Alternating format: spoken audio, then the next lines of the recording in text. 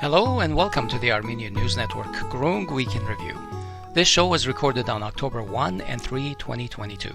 I'm Asbed Bedrossian together with Hovik Manucharyan. Before we begin the show, we'd like to request that you subscribe to our YouTube channel, follow us on Twitter, and subscribe and rate our podcasts, which you can listen to wherever you get your podcasts.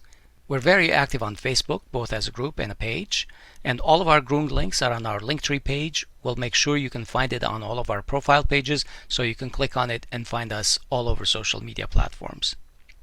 So if you like our shows, please share with your friends and follow us everywhere you are used to getting your news. Thanks, and on with the show. Here are the major topics we'll touch on today. Since Nancy Pelosi's visit to Armenia 2 weeks ago, there has been a sharp rise in high-level Armenian and U.S. contacts. We're going to talk to Aram Hamparian for a perspective on this from Washington, D.C. Azerbaijan's maps and claims. One of Aliyev's demands now is that border determination processes must be based on Azerbaijan's preferred maps. What is he talking about? We'll discuss with map expert Rouben Galichian, who knows maps of the South Caucasus inside and out. Azerbaijan continues to occupy Armenia.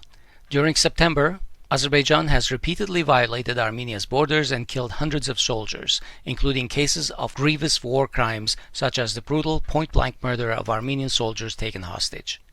Between this brutal war and the sharp rise in polarization that Pashinyan's government has created in the internal politics of Armenia, it feels like Armenia is against a proverbial creek. We'll analyze the situation with Tevan Poghosyan. So let me introduce our guests before we hit our topics. Aram Suren Hamparian is the Executive Director of the Armenian National Committee of America.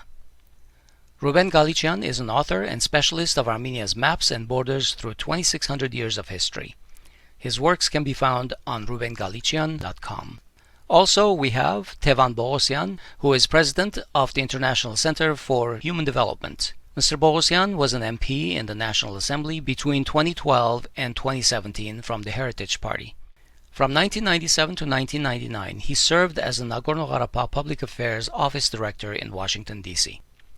Okay, take it away, Hovik.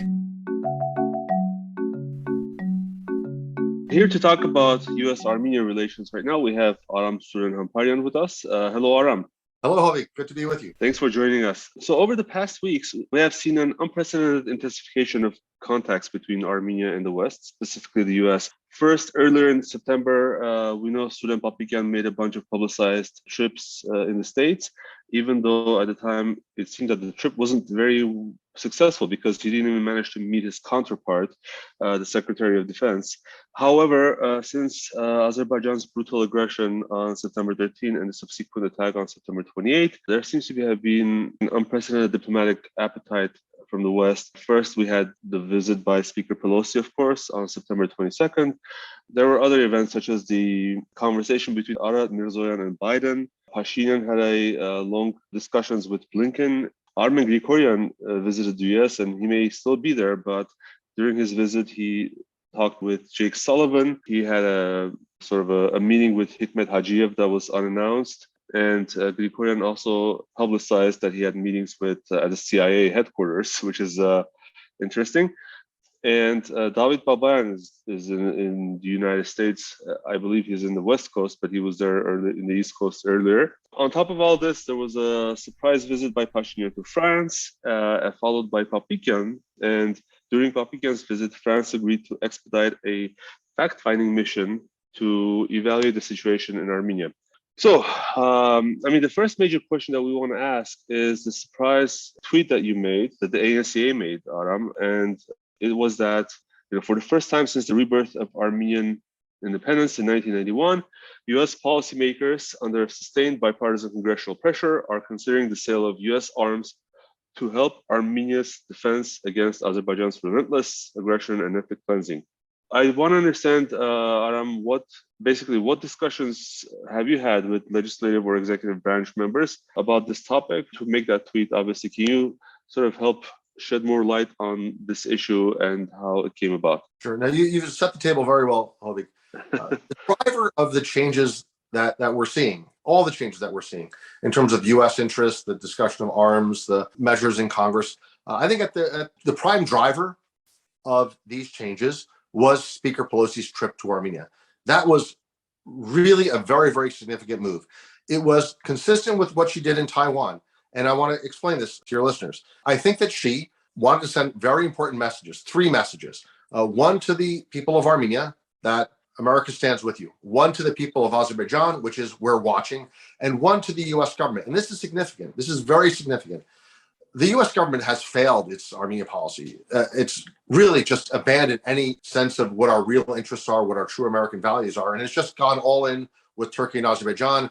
Perhaps they think that displacing Russia as the regional hegemon with NATO and Turkey is somehow going to be beneficial to the region. Certainly it would be disastrous. Some kind of a greater good. Yeah, some kind of greater good. The bottom line here is this. The speaker traveled to Armenia to make the point that U.S. policy may begin at the State Department, it may begin at the White House, but it does not end there. I have something to say about this as well. I represent the majority of the U.S. House.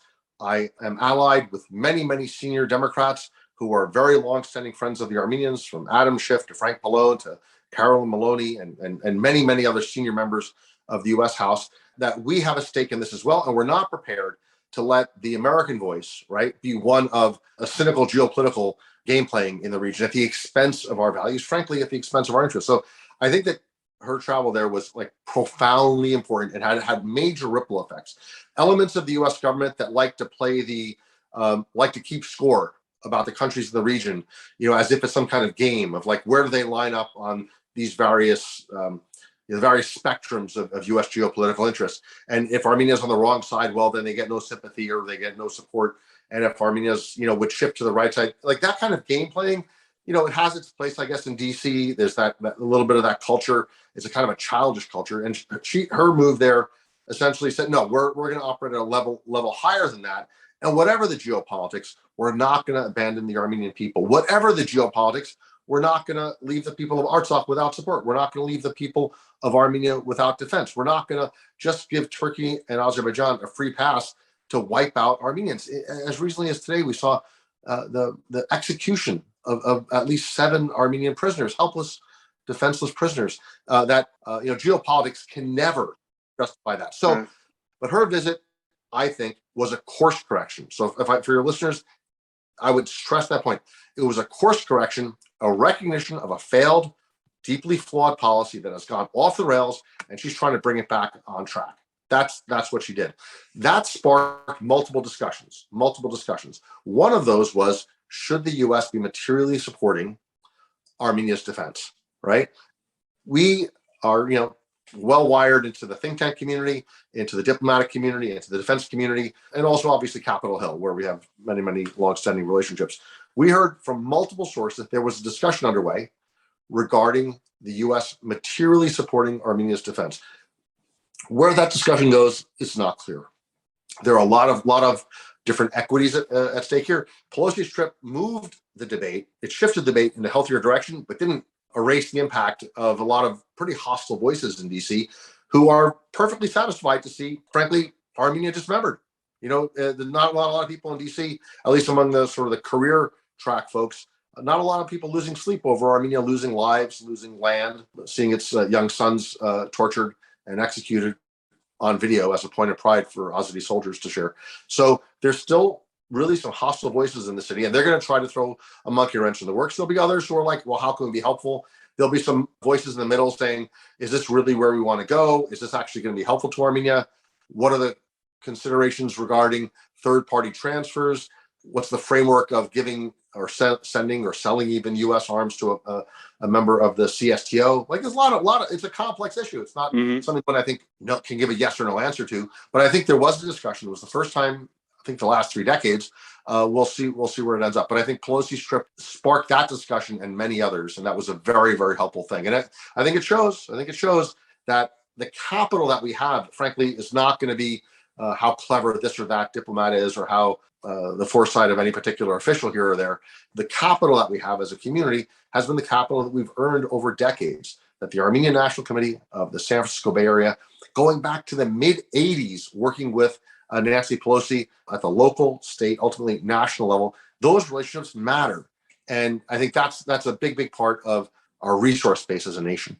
Aram, what are the conditions that you think might be presented to Armenia if any sale of weapons is actually considered? I think that's a good question, Asbed. I think, well, first of all, the question is, under what terms might we aid a nation that is formally allied with Russia? That's certainly it.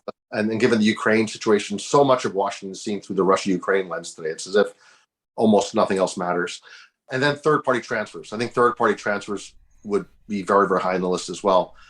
The United States typically has, at a certain threshold in terms of advanced weaponry, will not send arms to nations when there's a risk that there'll be a third-party transfer. For Armenia, of course, the concerns would be Russia and Iran.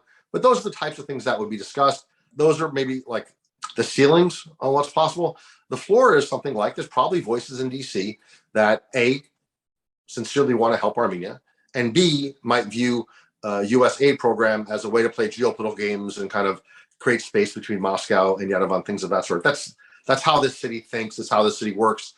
Sadly, our issue, the issue that we care about as Armenians, which is the top of our list, is very often a tool or instrumentalized in the service of other policies. So the big policies right now are, how does the U.S. deal with Iran? How does the U.S. deal with Russia?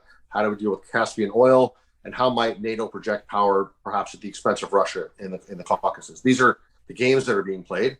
And we go into this situation with our eyes open. It's not as though this all good or all bad, right? No one, I don't think any of us are smart enough to know that any particular move is going to be like the cure-all or the epic disaster. It's usually going to be some mix. It's going to be some mix. Certainly, I think it's probably, if nothing else, I'm just offering this as a spectator of the process, probably got the attention of the Russians in ways that other stuff would have not. I sort of seeing the images this week of European leaders shaking hands with Aliyev definitely sort of doesn't help the cynicism part or not being more cynic. But I definitely think that Armenia needs to play all its cards. So let's hope that, under whatever circumstances, Armenia can utilize this information, and even if it's as part of its negotiations. Hovik, actually, I think that's a very interesting point that you are making. In Europe, what they consider their values and their politics have gone completely separate ways. And at least right now, it seems like the U.S. is a little more on message with its politics. Well, yeah, I mean, when the Europeans negotiate, what I see is, I would say that they're not quite the honest broker they present themselves to be. Their thought is something like, we care about both parties. We don't have a stake in the outcome here. Of course, they have a stake in the outcome.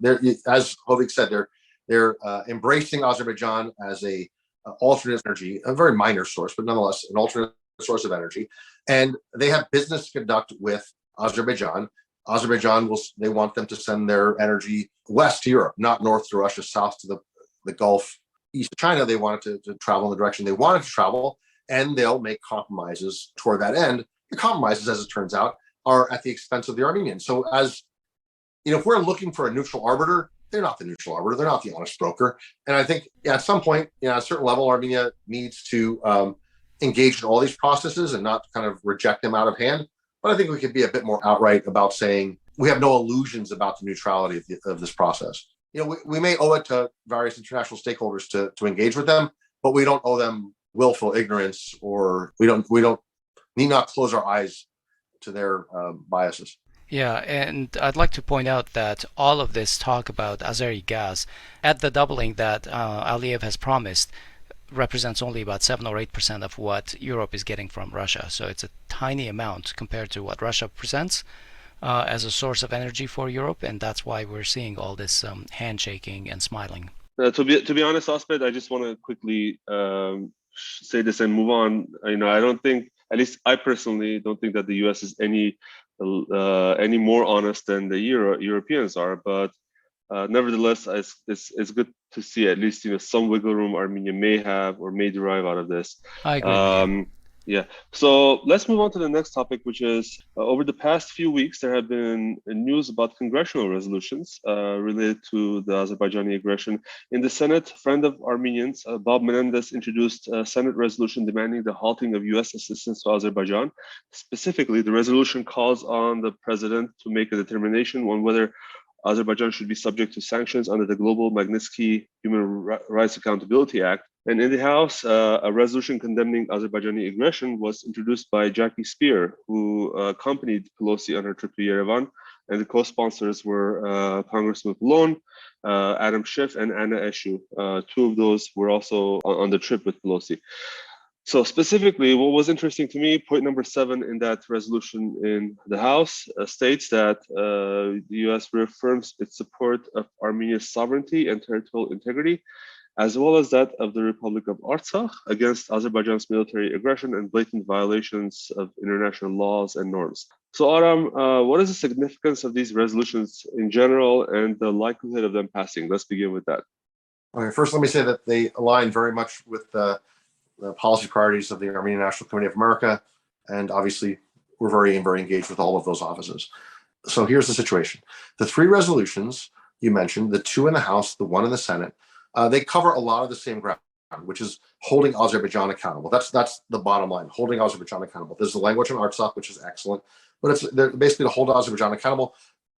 How it does that is by putting the House and Senate on record, condemning this and calling for actions A, B, and C, right? The cutting off of aid, the provision of assistance to Artsakh, things of that sort. And we welcome those and we push those, and we're actively advancing those. We're running out of time in the House, given their schedule before the election.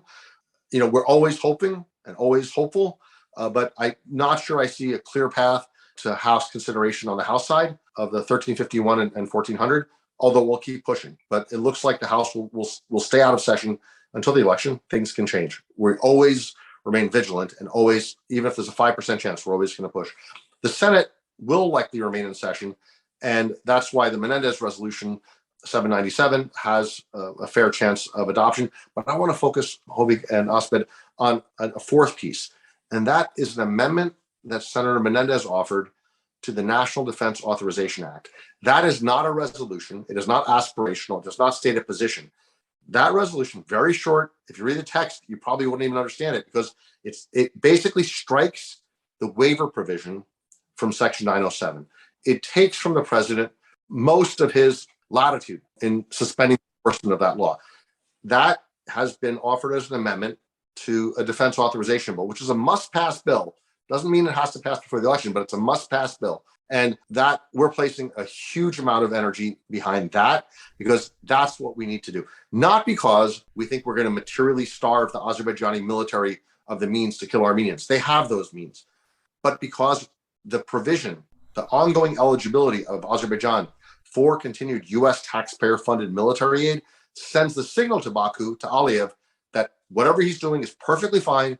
It's business as usual. If the U.S. were concerned about the massacre of innocent prisoners, if they were concerned about the torture of women and others who are held captive, if they were worried about the invasion, occupation of Armenian land, the ethnic cleansing of Artsakh, the use of foreign mercenaries, U.S. parts and Turkish drones, cluster bombs, white phosphorus, all of the laundry list of things, right? This entire laundry list is essentially green lighted when the U.S. government says, keep on doing what you're doing.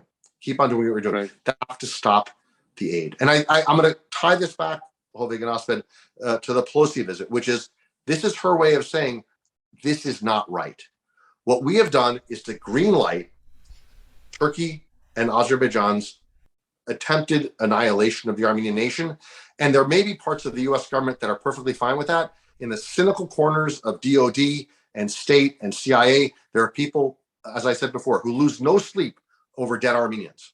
Yeah. But there are other voices in our system, many of them political, some of them who have electoral ambitions, who say that's wrong. Maybe it's moral, maybe it's political, maybe it's geopolitical, maybe it's civilizational, but there are people who say that's wrong. And it is with them, these are the partners that we stand shoulder to shoulder with, and we've got to wage holy war against the forces who would see Armenia annihilated to score one little check mark in some global battle that these guys imagine they're fighting. Right. I can't very well understand what the next steps are in terms of the Senate resolution, the defense authorization bill that you talk about. Would that need to go then to the House and a similar sort of amendment is passed there, or is it, what does the process look like afterwards if, let's say, if it's passed in the Senate? U.S. House and Senate are operating in a state of dysfunction, which is just really it. None of the regular order that we might have learned about in civics class really takes place anymore. So. Right. Now, 2 weeks left. the Senate plans to return to session. During that return to session, they may consider the defense authorization bill in the normal order, where there would be amendments on the Senate floor, debate, votes, things of that sort, or they may dispense with that and bring that entire process in-house into a very small circle of legislators, typically 4 to 6 legislators, who will negotiate each potential amendment. And certainly Senator Menendez would be in the room, Senator Reid of Rhode Island, the chairman of the Armed Services Committee, would be in the room, as well as their counterparts on the Democrat, Republican side, and other various like committees of jurisdiction. And it might be decided in a smaller setting like that. We tend to like the bigger settings. We tend to like up or down votes. We like accountability, transparency. We like it when members have to go on the record. If people want to, frankly, kill the Menendez amendment, they'll try to do it behind closed doors. They won't want to do it in the light of day. That's why we want an up or down vote. Let every senator vote up, yay or nay, on shall U.S. taxpayers fund oil-rich Azerbaijan, even as it met Armenians. That's where we'd like to see that. So now, able to accomplish that, that becomes the Senate version of the measure. The House version of the measure includes provisions dealing with 907, but not striking the waiver authority. You may recall that the amendments call for scrutiny of the impact of the 907 waiver, whether or not U.S. arms have been used against Armenians, whether U.S. arms have upset the military balance, whether U.S. arms, have violated the various strictures of that law. So we have something less than what we want on the House side, but still good congressional oversight of 907. And if we can see through the adoption of the Menendez amendment to NDAA, then you have a decent prospect for progress in the conference process. And again, the conference process should be an open process where actually a sizable number of the relevant committee leaders come together, or it could be decided just by 2 or 4 legislators. So this is another dilemma we face. And as I mentioned, we tend to like the open sunshine setting. Our enemies like to stick the knife in ways that are less visible. With the proviso that it will not happen probably this session, what is the chance of official U.S. recognition of Artsakh? This may be a very sort of aspirational goal of ours, but we've seen a lot of things happen in a very short amount of time. So if the resolution by Jackie Spear is not adopted this time, when will it be adopted? When will be the next chance it will be heard? And how do you think it will affect U.S. foreign policy over the long term? Oh no, I think first. Let me just be precise. The Spear Amendment does mention Artsakh and its status as a republic, and it deals primarily with war crimes, whereas the Schiff Amendment deals primarily with condemning Azerbaijani aggression, calling for the cutting off of military aid, and also for robust assistance to Artsakh. So both are good; they complement each other. But a recognition of Artsakh via the Spear Amendment, the Spear Resolution rather, would be very meaningful. The administration would say that that's the view of Congress, that they've frequently disowned. Right.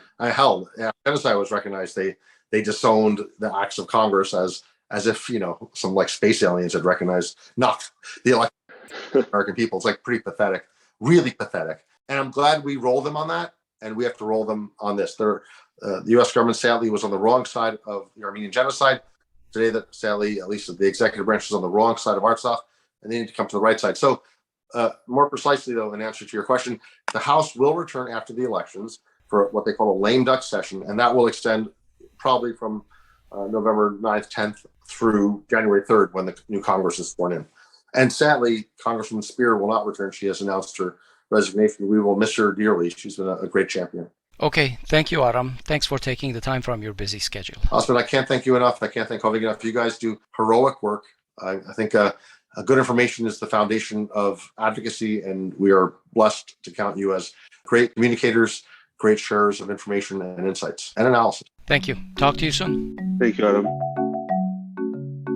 So for our next segment, we want to talk with Rouben Galichian, a cartographer and author. Mr. Galichian, welcome to our podcast again. Thank you. Thank you very much. We interviewed you on our podcast about Armenia's maps through historical times back in October, I guess a year ago. Since then, a number of developments have taken place, both in terms of de facto changes on the ground and official statements from Armenian and Azerbaijani leaders. In terms of physical controls, the latest is that Azerbaijan's recent aggression along the eastern border of 3 Armenian marzes has led to further encroachment into Armenia, threatening the resort town of Jermuk, which has been evacuated as well as the major international highway linking Armenia with Iran. However, Ilham Aliyev on September 21 claimed that Azerbaijan has prepared maps and delimitation must be carried based on those maps. The delimitation and demarcation process itself promises to be probably very long and arduous, since Aliyev has the upper hand and apparent control over the tempo of the process. Mr. Galichian, you penned an article and that was published in Asbares in response to Aliyev's allegations. Aliyev claimed to have a map from 1844 showing an Azerbaijan between Georgia and Armenia. Where did that map originate from, and is it authentic? The map is dated 1844, and it's in a British atlas called SDUK. That's the Society for Distribution of Knowledge. That single map is between hundreds of thousands of maps of the region that shows name Azerbaijan between Georgia and Armenia. There's a written, Azerbaijan is written there. However, at that time, which was during the Russian occupation, Tsarist occupation of the region, there was no Azerbaijan. There was no Azerbaijan until 1918. Therefore, in the same atlas, in the other maps that are included in the atlas, this name has removed from there, and the name Azerbaijan appears only inside Iran as a province of Iran only. This is the only map they rely on. They expose and they said, you see, Azerbaijan existed. Yes, somebody made a mistake of writing and corrected their own mistake. But there are hundreds of thousands of maps showing that there is no Azerbaijan. There are detailed maps of the South Transcaucasian region when Russia occupied it in 1813 to 1828. It was previously occupied by Iran. And on those maps, on the multitude of that map that gives different times of history from 1828 until 1914, there are provinces, the Russian provinces, gubernias that you used to call it, Yerevan gubernia, Tbilisi gubernia, Ganja gubernia, Baku gubernia, Shaki gubernia, Derven gubernia, etc., etc., including Kars gubernia, with Kars as well, was under Russian control since 1807. But there's no name of Azerbaijan appearing anywhere on those maps. There's no Azerbaijan appeared north of Arax River anywhere except that single map until 1918. So Aliyev explains that you have got old maps that show Azerbaijan. Let him show those maps. Let him show us those maps. There is no such thing. There is one mistake they made a few years ago, publishing an atlas called the Medieval Maps of Azerbaijan. Yes. They produced European maps, 15, 20 European maps, 12 to 15 to 18th centuries, trying to prove that Azerbaijan existed. However, after publication, they saw that there's no Azerbaijan anywhere on the north of the Arax River. You know what they did? They issued a correction. No, they didn't issue correction. They kept it as is. But the price, they hiked it to $4,500. Oh, okay. 30-page atlas, $4,500. So that it would buy it. So this is one of the idiotic things that they do, and they continue doing. There are other things that I can mention regarding borders later on, but if we come to that, please. This is the basis of Aliyev's claim. So let us show this, except that single map. Okay, in that case, let's go to more serious, I guess, issues. In other interviews, you have referred to a map published in 1926 in the Soviet Encyclopedia as the earliest map of Soviet Armenian Republic and Azerbaijan Republic, and that includes the border, and one which you believe should be the basis for delimitation. Can you tell us more about this map from 1926 and why you feel that it should be the basis for delimitation? So that 1926 map, it's an interesting map because it is the first map they produced in the Soviet Union in their first great encyclopedia. This shows the region of Armenia. The map says approved by NKVD, Internal Security Department. And it bears also the information map, regions and borders of Armenia as they stood on 1st of April, 1926. On that map, in addition to the region of Armenia that we're talking today, the Soviet Armenia, which was known in the Soviet times and region. There are regions that are included in Armenia, such as the Al lakes southeast of the Lake Sevan, such as Ishkhanasar, such as near Goris, etc. Something like about 1,200, 1,500 square kilometers are inside our territory of Armenia. And in Armenia, there are no enclaves on that map. The map, being an official map in the encyclopedia, is based on the Soviet military maps prepared before that between 1921 to 23. However, these 93 Soviet military maps, which are very, very detailed maps, are not available either to Armenia or to Azerbaijan. Last October, Mr. Putin, when he was talking about the delimitation and demarcation, etc., he said, of course, Azerbaijan and Armenia have to discuss this, but Russia's presence is imperative because we have maps that nobody else has. He's referring to those maps. And the result of the map prepared, the smaller scale map prepared on those information is the 1926 map. The difference between the 1926 map and the map of the 1991, Mr. Pashinyan mentioned the other day, is something like about 1,500 square kilometers. And that includes, importantly, the regions that were given to Soviet Azerbaijan due to various sorts of reasons. The main one being that Azerbaijan was going to establish a region between Artsakh and Armenia, which included Kashatagh, Arvajar, and Lachin area.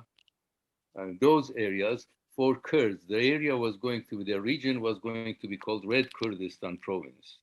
In the Red Kurdistan Province, they were going to gather all the Kurds living in the Republic of Azerbaijan. And since the region was mountainous, there are not many pastures, the Caucasian Bureau on various occasions organized that such Armenian territories, pastures, be given to Azerbaijan for use by the Kurds. Now, that was in 1928, 29, 30.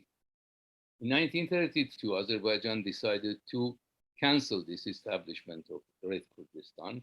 It was never established. But the territories given to Azerbaijan for that purpose, for the purpose of use by the Kurds, were not returned to original owners, Armenians, but were kept by Azerbaijan. Now, is this not a legal precedence? Something that can be followed legally? You took those lands for a certain reason. The reason was waived, was removed, and there's no reason for you to keep those lands. Those should be returned back to Armenia. This is one of the legal aspects of the question. There's another aspect of legal question regarding when it comes to enclaves in Azerbaijan. The Azerbaijani constitution, in the second part, it says Azerbaijan is the heir of the Republic of Azerbaijan, which existed between 1918 and 1920. Now, enclaves were given to Azerbaijan by the Soviets from 1936 to 1940. Now, they don't accept the Soviet rule. Why should they have enclaves? In the maps of the Armenia and Azerbaijan until 1936, there were no enclaves. So what they claim is against their own constitution. Article 2 says Azerbaijan is the heir of the Republic of Azerbaijan dating from 1918, 1920. Furthermore, those regions that were mentioned earlier on that were given to Azerbaijan for the establishment of the Red Kurdistan province were given by the Soviets.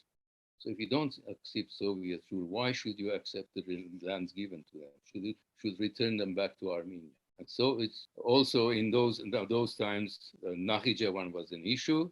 So Nakhichevan was never fully Azerbaijani. They should also give this back to Armenia, as they did November 30, 1920, when Azerbaijan parliament decided to Nakhichevan and Artsakh should be part of Armenia. Just a clarification in that case, in the 1926 map that you talked about, before the handover for Red Kurdistan purposes, was the territory of Karabachar and Kashatagh basically depicted as Armenian, or basically was there a still a need for a corridor between Artsakh and Armenia, or were they adjacent to each other in those maps? On the 1926 map, Armenia and Artsakh were adjacent to each other, and only the border was the Agavno River. One side of the river was Armenia, the other side was Artsakh. Okay. And regarding those, this map, yes, the map in 1926 does mention Nakhichevan and Artsakh as part of Azerbaijan, because it was on the 5th of July, 1921, Stalin decided to give these two territories to Azerbaijan. So this map is following Stalin's order, therefore they are included inside Azerbaijan. But this is again one of those legal questions that should be raised on in the international platforms. Yeah. I've always been amazed that both like international mediators and so forth have always, even with regard to Kashatagh and Karvachar, have claimed that it's under Azeri jurisdiction and not subject to negotiations, although it's weaker than the remaining 5 territories that Armenian forces had liberated. That's an important clarification. Okay. Pashinyan, in a TV address on September 21, said that Armenia is ready to accept a peace treaty with Azerbaijan based on the fact that Armenia is 29,800 square kilometers, or basically the territory that was part of Armenia before the breakup of the USSR. He repeated this claim in his address at the UN General Assembly. What can be deduced from this 29,800 number? What areas does it cover? And for instance, does it cover the so-called enclaves, as far as you can tell? As far as I can tell, it does cover the enclaves, because enclaves are altogether about 45 square kilometers amongst the 29,800. It's a very small part, but a very important one for us. Mr. Pashinyan in the past also had mentioned that we should exchange the enclaves. Artsakh, which is in our Azerbaijani territory, should belong to them, and the other 3 smaller ones that are in Armenian territory should be given back to Armenia. Anyway, enclaves were established for no apparent reason, just pure the whim of the Soviet Union. And I think the main purpose was to establish Azerbaijani control over the Armenian roads, because the Armenian enclave in Artsakh in Azerbaijan is located in a very remote corner, no military importance at all. But the 2 of the enclaves of the Azerbaijani enclaves, Tikranashen and Barkhudarlo, are sitting on Armenian highways. In other words, they can cut the Armenian highway communications. Then this is the importance of the enclaves. And in any case, according to Azerbaijani constitution, they cannot claim the enclaves because in 1918 to 1920, they did not exist. This is a point that we should push again, which we had in our negotiations. Before we say goodbye, Mr. Galichian, you recently published a book. Can you tell us, what is it about and who is the audience? And congratulations, by the way, as well. Thank you. Well, during these few years, I realized that the general public in Armenia is not very much aware of their own borders, what has been happening in the history. One has been happening since 1918 and since Sovietization, independence also. Therefore, I decided to produce a small book. I prepared it and presented it to the Ministry of Sports, Culture, and KGSM, whatever what it's called. And the minister approved to be used as an educational material in schools. Therefore, I printed this book in 4,000 copies, 2,000 of which I donated to all schools in Armenia. The first part of the book contains the historical part of what we've spoken about, how Armenia has existed since 2,600 years of maps, while there was no Azerbaijan until 1918. The second part is this 20th century, from 1918 onwards, what the borders of Armenia were, how they changed, why they changed, how enclaves appeared in different maps, in different dates of the map. You see one enclave, then another enclave appeared, etc. And for the general public, for the high schools, particularly for high schools, to be used in universities as well. This is the book that I produced in Armenian first. The English edition is in the printers. It will come out in a couple of weeks' time. And I'll be happy to show the book and later on talk about it in more detail. Yeah. That would be great. We would love to have you back. What is the title of the book again? The title is The Border of Armenia During 2,600 Years of History. Okay, very nice. All right. We'll make sure that listeners can find your contact information in the show notes, or just go to RoubenGalichian.com. All right. Well, thank you, Mr. Galichian, for your time. This was a very interesting discussion. Thank you. Thank you for inviting. Our main discussion partner today is Tevan Poghosyan. Welcome, Tevan. Welcome, Tevan. Thank you. So let's begin with covering the continued Azerbaijani occupation of Armenia.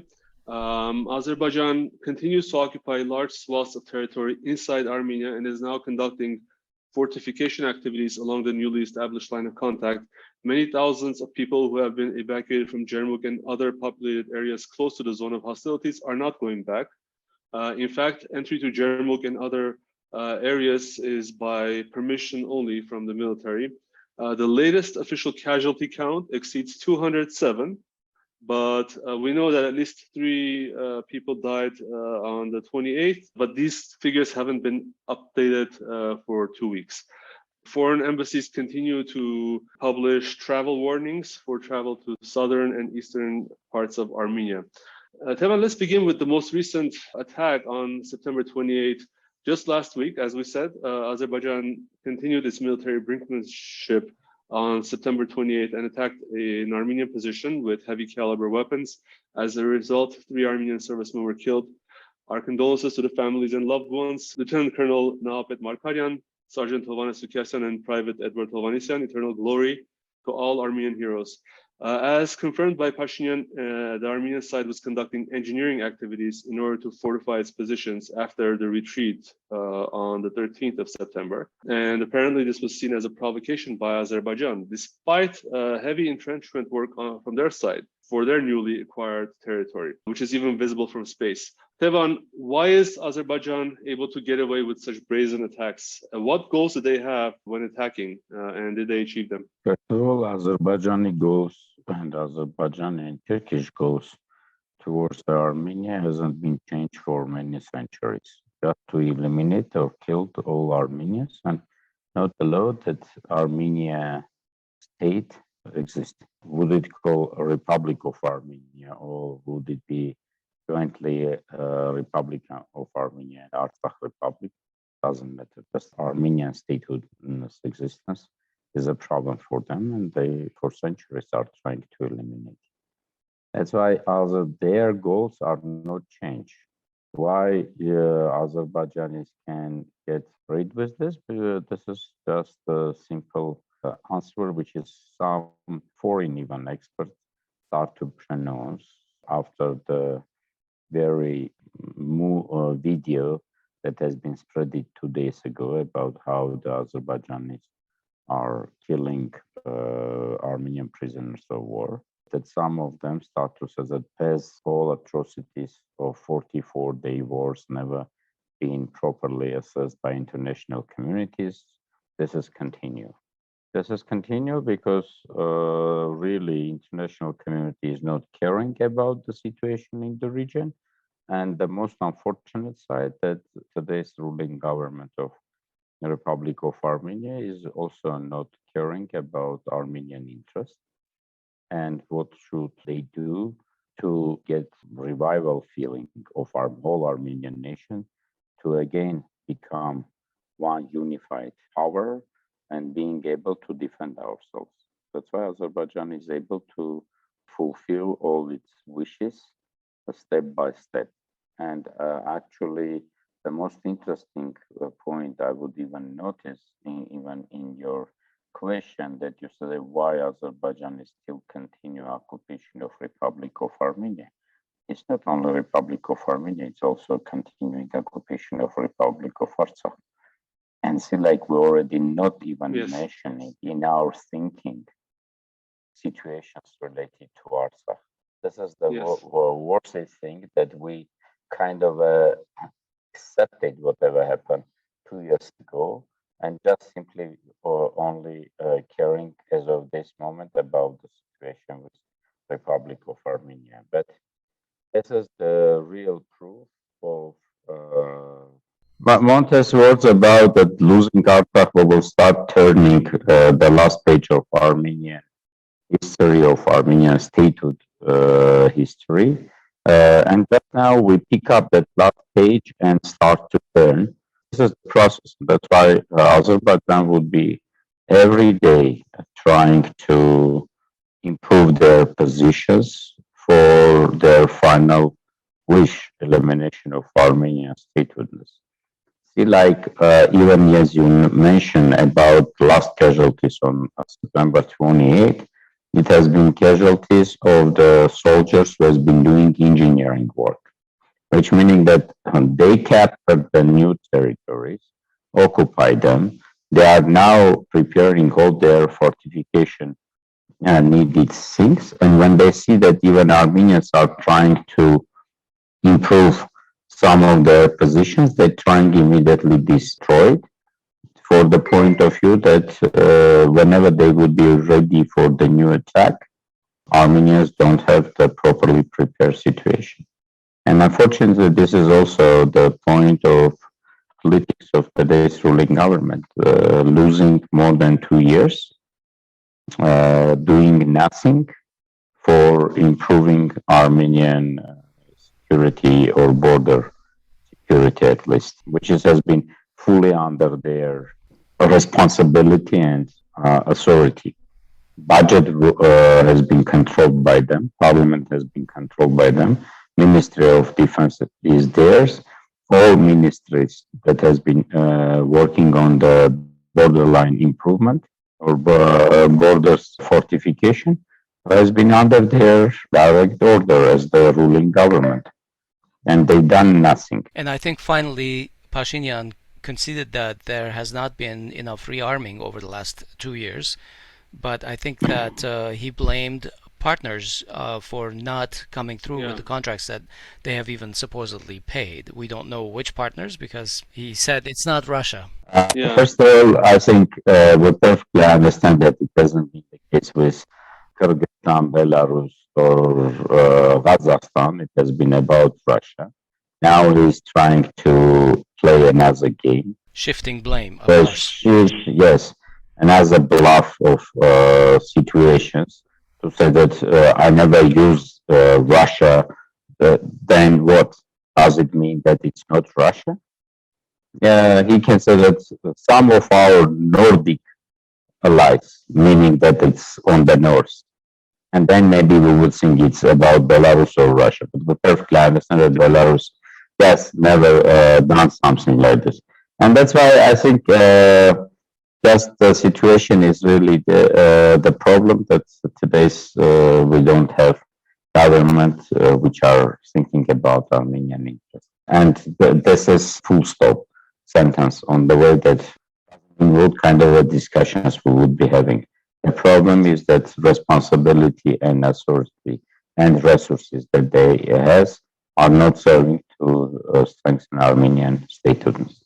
Tevan, let's talk about this peace treaty that is being talked about. Mirzoyan and Bayramov met today for the official kickoff of the negotiations on the peace treaty. But if we go back to the September 12 and 13 aggression, there was some kind of pre-negotiation publicly between the terms, or at least, Pashinyan was notifying the public on what he wants to sign. And for instance, first Pashinyan said at different places, including the UN, that Armenia is ready to accept a peace treaty with Azerbaijan based on the fact that Armenia has 29.8 thousand square kilometers of territory, essentially the territory that it had at the breakup of the USSR. And also in the latest interview he gave to Hamek, the public TV channel, Pashinyan said that Karabakh may not be mentioned in the peace agreement with Azerbaijan. Both of these I consider as very official because both of these were prepared ahead of time. The parliament speech was an hour long at least, and also was the interview. So it's not as if he was caught off guard with these questions. Tevan, analysts on our show have warned about this. For instance, Benjamin Poghosyan about not basically agreeing to sign a peace treaty without Artsak's involvement or without mentioning the status of Artsakh. But what are the risks you see from these positions that Armenian officials hold? And they, as I said, they have announced it publicly, apparently. And not only publicly, today we see in the Armenian media, printed by the Pashinyan's family newspaper, 5 concrete demands that has been presented by Azerbaijan, and we can see that it's there, the status of Karabakh or existence of Karabakh or Karabakh issue or anything related to Karabakh should be mentioned. This is demand from Azerbaijan. And as I see, when Pashinyan is anytime mentioning, he's trying just to get the Armenian public ready that, guys, whatever is interested us only is 800,000 kilometers, and let's forget about Artsakh. Yes, forget about Artsakh starting from November 9, because even if he has been forced to sign it, he will do something. After that, if he's remembered, he will resign, he will commit something. But if he didn't done, it's meaning that he's accepted for himself at least that Karabakh is not there anymore and he's not interested in it. And that's why this 2 years policy is just has been leading to for preparation of Armenian nationalism. He's just working on that. Is the overturn window open, and he's anytime is making another speech with a bit and step by step opening up this position. And if we can see that, for example, after his speech in Parliament, we have a very high Armenian society kind of a demand towards that. After his interview, nothing is happening. After today's publishing of that 5 demands, nothing is happening. Just the same people, same devoted Armenians are raising their voice, but that's only that part. Nothing is going on. And I think this is the process that he has long ago already about that he would go for this, and that's why he continue negotiation. See, like today we get another secret in brackets. Armin Grigorian, and he informed that thanks to the Washington policy or Washington efforts, there had been agreement about releasing of 17 Armenian prisoners of war back home. But it's nothing happened. And Mirzoyan-Bayramov has been meeting on October 2nd. I don't know, guys, how in your schools, but in my life and in my school, I've been taught that until there is no September 30, until that day is not coming, October 2nd is not coming. If Azerbaijan second time cheated you, why you went for that meeting? Right. What was the real reason? What has been discussed? If you are the one who is making up preconditions, saying that Azerbaijan should recognize 29,800 square meters, then I'm signing. Now, if this is the case, then what the difference that until Azerbaijan is not releasing prisoners of war, you are not negotiating?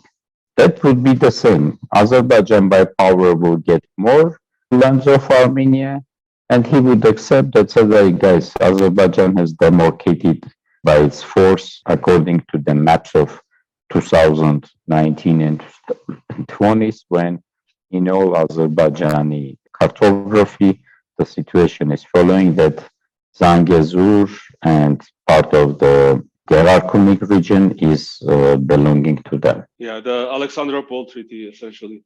Yeah, something like this. That's why it's just serving to selling out Azerbaijani positions to Armenian nation. Yeah. In fact, I should mention that Alexandropol was not legally ratified by Armenia, just for the record. But also, I should mention that essentially, according to Pashinyan, if we adopt the borders of the based on 1989, then that means the enclaves, the 7 enclaves that we are talking about, that we have talked about previously on our show, would also go to Azerbaijan. Basically, Azerbaijan would have full control over territories of key roads of Armenia. And we talked with Rouben Galichian about this already.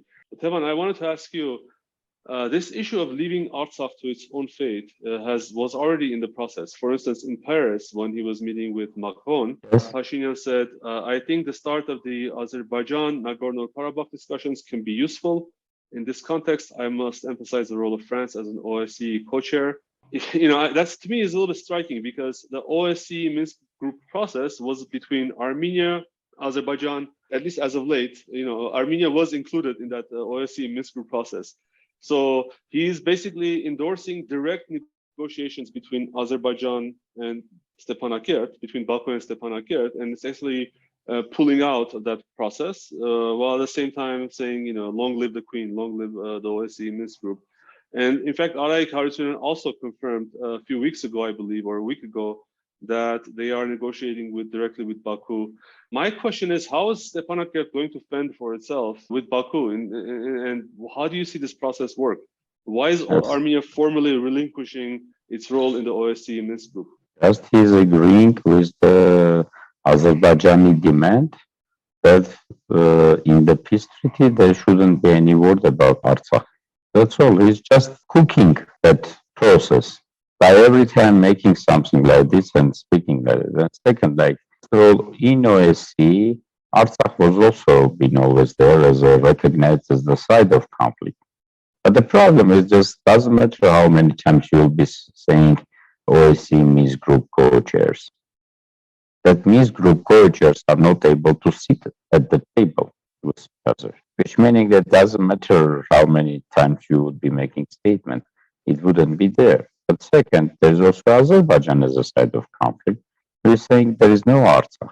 And in reality, Haykakan Zhamanak hasn't been confirming that they are negotiating with Baku, because I don't think that Baku is negotiating with Stepanakert. Just on the local some issues, some groups may be discussing something because of the natural situation, like water use or something happening with the communication or some structures and they need to repair and so on. But it's very local and under the Russian peacekeepers processes. There is no really deep negotiations and discussions. When the group of Azeris has visited Sarsang water reservoir, I've been the first one who has been saying that as whom they came to see is manager of the water resources of Azerbaijan has been meeting with his counterpart, manager of Artsakh Republic water resources, or has been coming there because of something. Because I perfectly understand that maybe sometimes you need negotiation. Even the wartime, it's happened that, for example, two commanders could talk with each other on some issues related, like stop the fire until some bodies would be taken off or something like this. That kind of a contact are not mean negotiation. It's a natural process of the life. That's why let's not go that Artsakh is negotiating with Baku. I think the biggest problem now that Artsakh authority should start to speak with the whole Armenian nation. I think we once has been discussing these issues, and I would say that on April 14th, first time Artsakh National Assembly make a statement with the call towards the whole Armenian in the world, saying that, guys, we need to unify and join. The day after the National Security Council meeting of Artsakh Republic, they make a statement, and there has been a similar call that in Artsakh, people are understanding that the only remedy for being able to keep up Artsakh is Armenian unification, saying Artsakh, diaspora Republic of Armenia. But again, I think it's time to speak directly, and in reality, if we will be hoping that the ruling government in Armenia would do something, I don't have much hope. But my hope is that maybe in reality, all the Armenians in the world start to say that let's go and directly and frankly and honestly and openly speak with lots of government and try to see how they can say. I'm not be amazed that if one day we will see that, for example, with this ruling government, Armenian budget not supporting any more social provisions for Artsakh. Because see, like Azerbaijan demanding that guys, we're signing peace treaty without Artsakh. What would be the next move? They would cancel that. What's doing your Armenian drum in our territory? What's you doing your Armenian plate on our car plates? License, yeah, numbers, license, and so on. Well, what's mean your diplomas and so on? And then they'll be just destroying and trying to put a political pressure.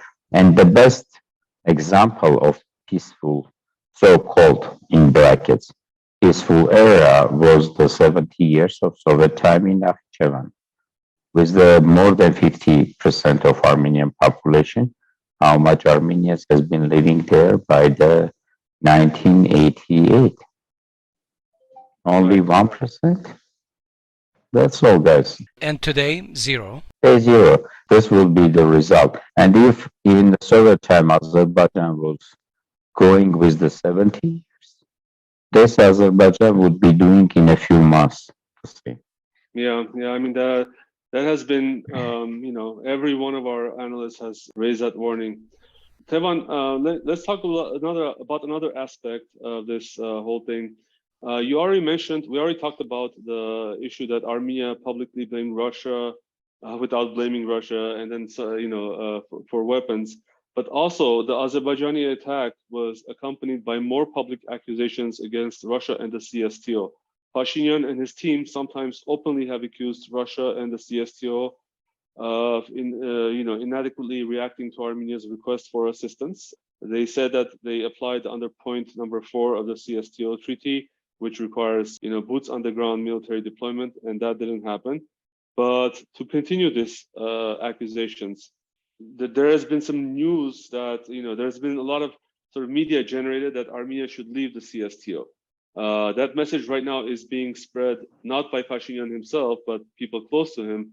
And then also in an apparent slight to the organization, Armenia skipped the CSTO drills in Kazakhstan last week.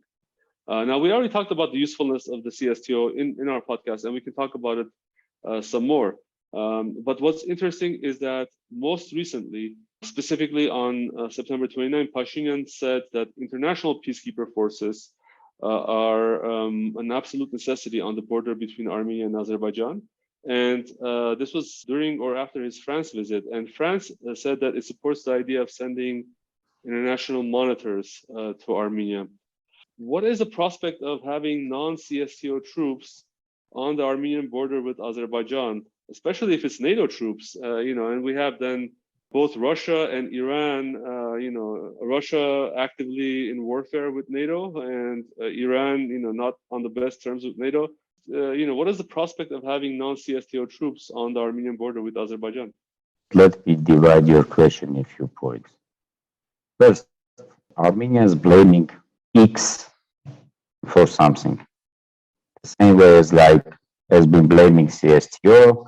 Today, Pashinyan has blamed US on the way that they've been agreeing that for 17 prisoners should be come back, and nothing has happened. Now, it's in his policy, put the blame on someone else. We perfectly knows what is the CSTO for the 30 years, and we perfectly knows that, yes, they are deserving to be blamed by many, many issues. But does it mean that we need to forget about to blame first us on not doing our work and then put demand to the others? Because if you are not recognizing Nagorno-Karabakh Republic, then how are you putting a demand that someone else should recognize? If you're not defending yourself first, how are you putting the blame on other organizations coming to defend yourself? You can leave CSTO, but there is always some charter with international any organizations. In this charter, there's a written that first of all, you need to inform all the partners some half year in a prior time, which meaning that even if today we will send the letter, it will be closer to the next summer. Who knows what would be Azerbaijan doing at that time? Now, let me bring some maybe home example. I do believe that guys, you all at home has a hammer. That hammer could be good for some kind of a nail. That could be really weak for bigger size nail or stronger, longer nails, and or could be very heavy for some small nails to hammer them. Does it mean that you anytime throwing away that hammer which you have at home as a middle one? Yes, CSTO is a CSTO with its own problems, and it's not first time that we need to perfectly understand. But doesn't mean that our homeland shouldn't be defended. And there is only one really defender, it's your army and you. Now about the other issues. That's the perfect example how the day when Russia recognized Donetsk, Lugansk, Zaporizhzhia and everything and make them a Russian federation, Ukraine immediately called to NATO for the fast membership. What was the reaction of NATO? Wait, guys, for Ukraine, imagine if the Armenia would apply. And second, again, any international organizations has a charter, and many secrets are in the charter provisions. NATO decisions are taken by consensus all. What do you think would be the reaction of the Turkey as a member of NATO? Would accept them? No. Would any decision of NATO jointly come and support Armenia would be supported by Turkey? No. Now, you can have a consultations with them. It's totally different issue. You haven't hoped that someone would come and do so. And the now point of the borders monitoring. First of all, when you're saying international monitors, you need to be also a bit specific because CSTO is also international organizations. Then maybe you need to say that Western international monitors. And second, about the international monitors. When you're calling them, I immediately remembering 2016 May. There was a meeting in Vienna, and then we have a meeting in St. Petersburg of the Minsk co-chairs at the highest level. In Vienna, there was a by Minister of Foreign Affairs, and the US has been represented by the State Secretary. And in St. Petersburg, it has been meeting with Putin at the time as a Russian president, with Aliyev and Sargsyan. And there was a decision on which they agreed to increase OSCE monitors on the border between contact line between Artsakh Republic and Azerbaijan and Armenia and Azerbaijan. Azerbaijan has been waiting that decision for 2 years. And finally, Nikol Pashinyan came and said that Aliyev informed me that there wasn't been any such decision. Now he's asking about these monitors. Imagine if after 2018, he would be persuading them. And this is the process now. And now about the content. Let's imagine, like hypothetically, Hollywood scenario. There are French, US, I don't know, Argentinian, Dutch, and German and British guys living in Sotk and doing monitoring. Azerbaijan start shooting and shelling. What are they doing? There's one scenario. Second scenario, they're making a call to whom I don't know, maybe to UN, waking up Guterres and saying that, you know, we are under the fire.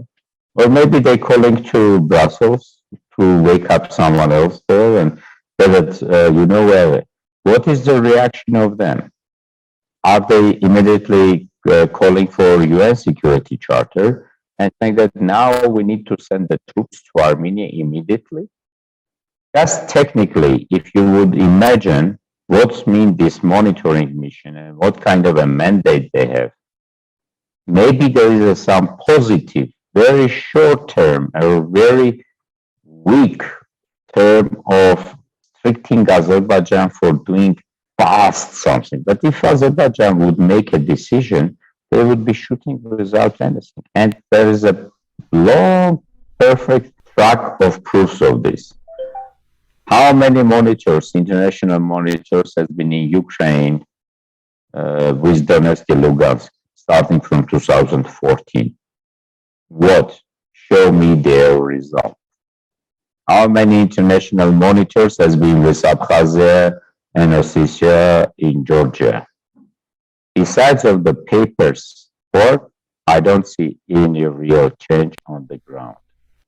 Now, imagine there will be a volume of books published by international monitors, how many times Azerbaijan has violated duties and do something. What is the result in reality? Tevan, I want to specifically ask you about all of the punditry that is going on in some circles of the Armenian pundit sphere about leaving the CSTO. Can you talk to us a little bit about what kind of consequences there would be to such what I call is rage-driven politics? First of all, if you're leaving CSTO, you would be having a thousand of consequences related on economic side. Just one of the easiest way, and number one has been always used against Armenia previously also, whenever Armenia tried to do some policy of sovereign decisions. Gas price has been raised.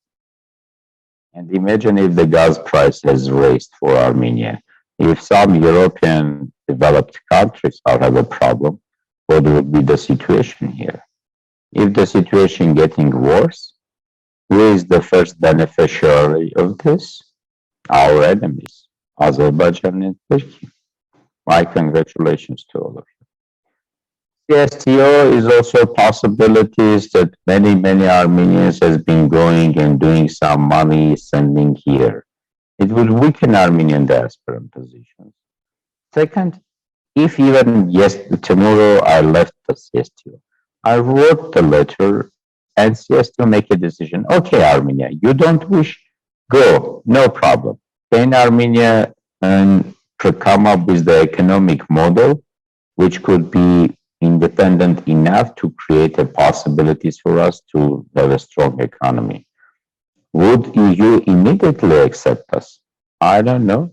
Maybe let's look to the Ukraine, which has been in associated agreement, applied for EU membership, and lost the half of the country. If we are ready for losing something like this, whatever decision you're making, there is a consequence. Calculations of consequences is not a difficult point. The difficult point is the Armenian national consensus to face and cope that consequences scenario. I'm also particularly concerned about the possibility that if Armenia exits the CSTO, then Azerbaijan is free to enter the CSTO. Azerbaijan is not needed. Azerbaijan would be just using all this in advantage of saying, if this is the case, why you are caring about Zangezur, why you are caring about Suren, why you are caring about something. Again, I'm saying that consequences and scenarios is not difficult to calculate. You can come up with worstest and a bit worstest. But the most important thing, with all of this, are you building up national Armenian consensus on facing that scenario, on being able to go and cope with this? I want to focus a little bit on internal politics. For weeks, there were rumors that the Catholicos of all Armenians was trying to facilitate meetings with the three former presidents, Bedrossian, Kocharian, and Sarkisian, as well as the two former presidents of Artsakh. Eventually, the presidents finally met. However, the announcement after their meeting was very short, simply stating that they had agreed to meet again. And then Kocharian had a scheduled press conference on Monday, but shortly before that, on the Saturday, Levon Bedrossian gave an interview to public TV, And this was a very depressing interview to me because essentially his main thesis was that, he didn't, he called it point blank capitulation. He said, yes, what Nikol is signing is capitulation, but we must sign it, and all of the leaders must come together and support Nikol as he signs this capitulation. He also said that he doesn't know what Nikol is signing, but maybe Nikol can let them know about it, and then they will help Nikol Pashinyan basically choose the least worst of the options. The following Monday, Kocharyan's thoughts on this were that if you're going to capitulate, you don't need like unity around the capitulation. Consolidation, he said, is required only to prepare the population for victory. Now, I'm going to ask you, first, do you think that the situation is so dire? I mean, we don't know everything, but we see that Pashinyan is basically conceding on every single point of Azerbaijan's demands, despite obvious disagreements. So let me ask you this. Basically, do you think there is a basis to say that, the Armenian nation has to capitulate in full because we cannot afford the alternatives? And before you answer, also the examples that Bedrossian mentioned for capitulation and countries that did well were Japan and I believe Germany. Are we at that point where we all need to capitulate? I mean, I don't see, maybe it's rhetorical, but I don't see capitulation when from the coffee shops in Yerevan. Say if you do nothing, finally it would happen. Most important issues, guys, are we all came together to say let's do nothing? Or we came here to say that what is possible to do, not reaching to that point? And that's why we need not to talk about capitulation. We need to talk how to unite all Armenian resources to be able to fight and get not allow that capitulation would happen. I fully agree on this, that guys, you're unifying your forces to cope with some issues, to resist something, to increase your resilience and go something forward. If you need to die, you just need not to eat, not to breathe, not to drink the water, get ill, and do nothing. But if you want to live, you're fighting for this. You're going to the gym, you're going to school, you're learning, you're eating, you're training. I don't know, you're doing something to be able to live. And based on this part is this, yes, our unification should be for finding the ways to live, not to capitulate. And second, as I said, the Azerbaijani and Turkish dream is not about capitulation and left something for Armenia. For them is to take the whole Armenia, to erase Armenian statehoodness and to erase Armenians. That's why if someone is hoping that, guys, let's also give Bermuk and it would be end. No, guys, it wouldn't be end. You have been living with this. Let's give Artsakh and then will be something. Now let's give to Syunik and would be something. No. Even if you will give the Yerevan and that still be Gyumri, they would come for Gyumri. That's why, guys, we need to really be saying that out of the political manipulations by some ruling government and some specificity, which is a uniqueness of the first Armenian president, I don't see the process there. I think he perfectly knows what was there at the negotiation table. Tevan Bedrossian has keeping his links with the many of the guys in the surrounding of Nikol Pashinyan. He perfectly knows all that situation. He raised today some kind of a situation that we don't need any more VHPAR services because Prime Minister family papers point out 5 points of Azerbaijani demand. And then that's all. That format has eliminated all its possibilities to work.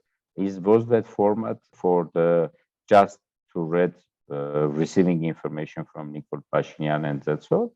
Or that format was how we need to unify for being for not allowing Azerbaijan to reach its final game. That's why I think we are in a political manipulative environment now. And if you would ask me, Is the situation is really bad? Yes, situation is really bad. Now, sometimes it could be a matter of hours, it could be a matter of days, it could be a matter of months, but from the historical point of view, it's a matter of seconds that decisions should be taken and move ahead. And the problem is not only our enemies' desires of Azerbaijan and Turkey. The matter is the world.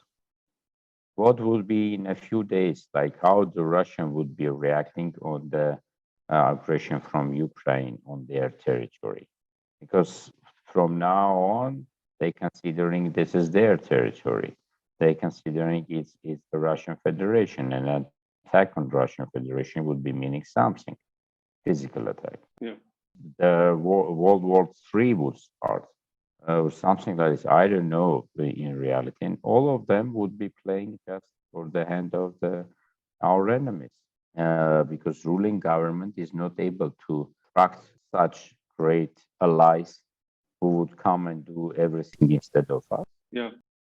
And since they are not also ready to give us the psychological power to become the real hosts of our homeland.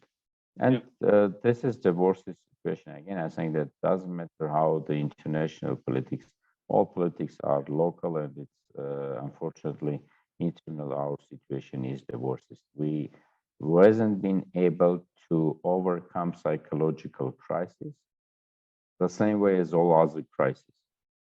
See, like you have been saying, like living CSTO. Now you are able to buy wheat by the prices of internal market of Russia. After we lost our provisional security territories, food security territories in Artsakh Republic, we today would be even facing an hunger if the Russia or if the world would not allow us to get the proper wheat quantity, the proper price. And that's why, guys, we're really in a very bad situation. And internal political manipulations, unfortunately, are still going on. Tevan, you mentioned a few times today the newspaper article in Haykakan Zhamanak or ArmTimes, which belongs to the family of the prime minister or the de facto prime minister of Armenia. And I just want to mention for our listeners what that article is, because I have it in front of me.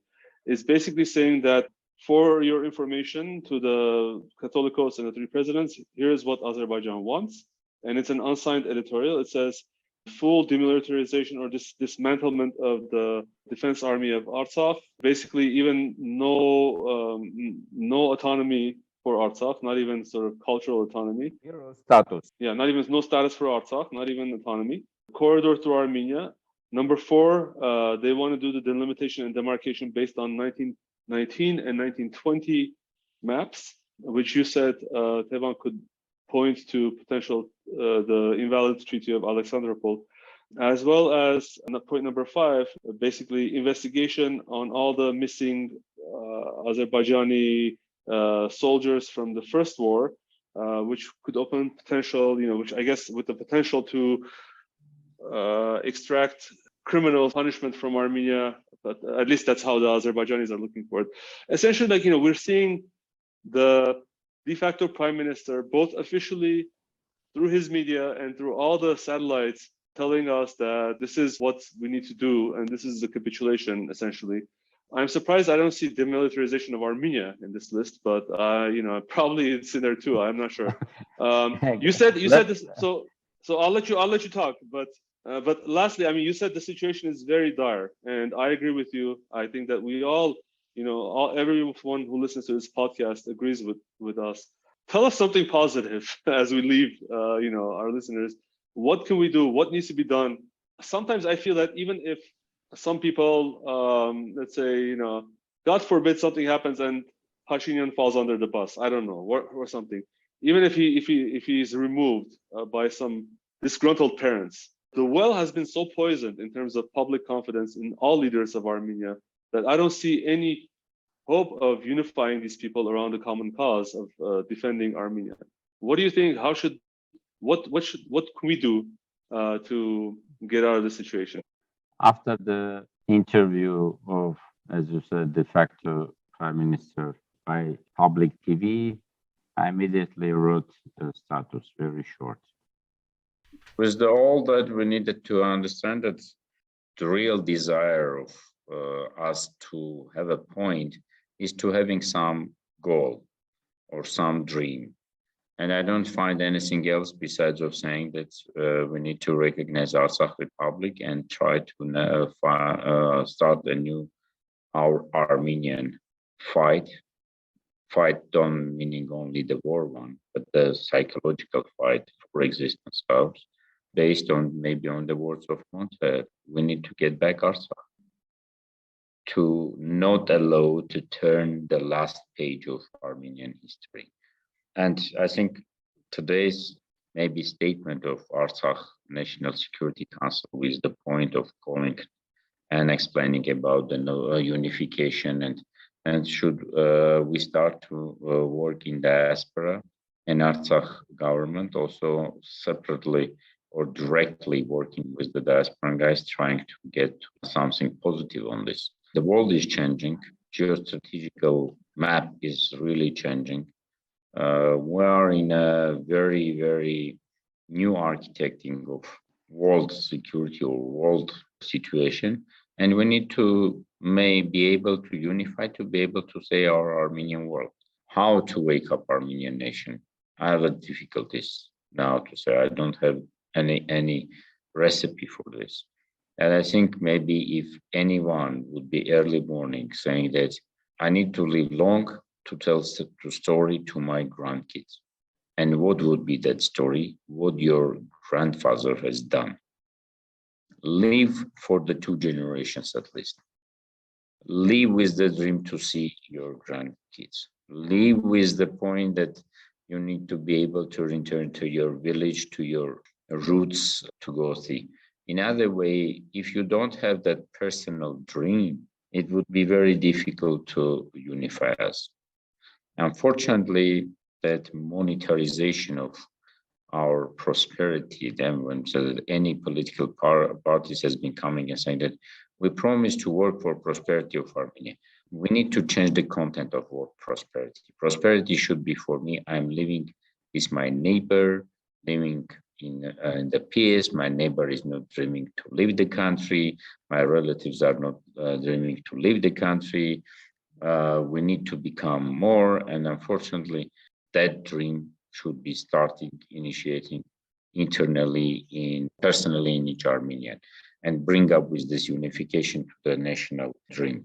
In other way, yes, as you said, that the hateness is so deep, then maybe we need to see that good examples. For example, I don't know, president and Vahap are joining with one statement. Doesn't mean, okay, if it's Tevan Poghosyan is not joining them, no problem. But at least if all others would join, it would be something. If the movement in the diaspora would start on, we need to support Artsakh and doesn't matter who is in the government of Armenia, would come. It could start unificational processes. But we need to understand if diaspora would also not have a cause for fight, sooner or later it will be eliminated because of the next generation would not have the something like once it has been the recognition of genocide, but now they need a new cause for the fight. And I think to prevent genocide in Artsakh maybe could serve something. Right. But besides of that, I don't see anything what should start. But this should be the point that we need to find the new cause for what we need to. Yeah, I think definitely that full-scale mobilization around Artsakh, both in diaspora and Armenia as a national priority, is something that could be done. De facto prime minister be damned or not, so that I really like that message. Say, like, being honest, Hovik, I'm looking to the part of our history. For more than 600 years, we didn't have statehoodness, but Armenia, as an area where Armenians has been living, has been much greater than now. Now, to prevent that at least this part of Armenia be preserved. And even with the support of the making statement stronger, we need to, again, not to consider where I'm living, but I will be living with the cause that I have that task to fulfill in my time. And I need to have a story to tell to my grandkids, at least for 2 generations, like for 50 years ahead. Like I need to make my part that as an Armenian, I need to have my story, what we have been doing. We have been facing a problem, we overcome it, and we even done better. Something like that. If not, then we will just turn, doesn't matter, human without nationality, without identity, without any values, and that's all. A note to ponder and something that we can take with us until our next show. Thank you, Tevan, for your time. We really appreciate it. And we hope to have you back again sometime in the near future. Thank you. Thank you for invitation, and whenever you would consider it's proper to share our joint views, I would be very glad to join. That's our show this week. We hope you found it informative. Now go find us on social media and follow us. Go, go, go! We'll talk to you next week.